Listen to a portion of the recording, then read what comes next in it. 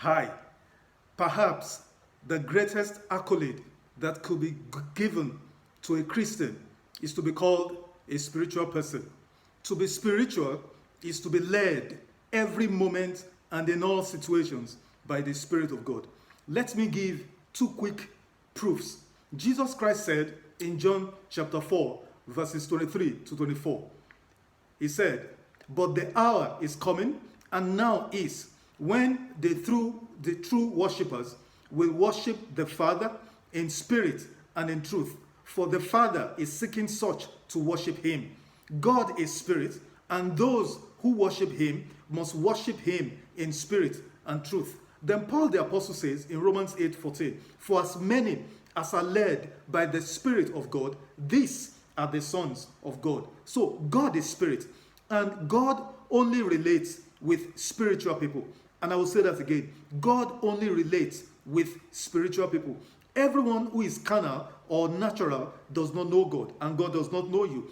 Are you led by the Spirit of God in all that you say or do, or by your flesh or mind through its five senses? There are spiritual senses, just as there are physical senses. Sadly, almost all of mankind are led by their physical senses, by their five physical senses, that is, sight, hearing, smell, touch, and taste.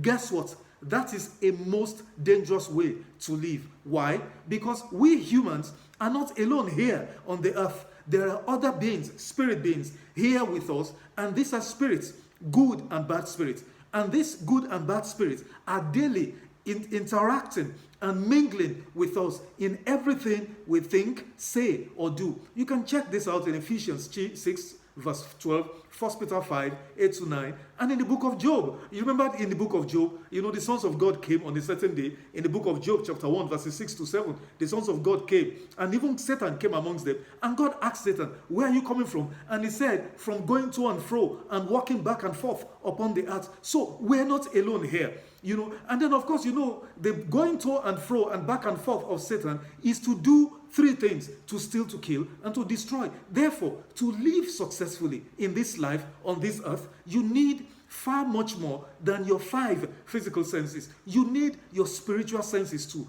And these are significantly far more critical, to your ultimate success in life.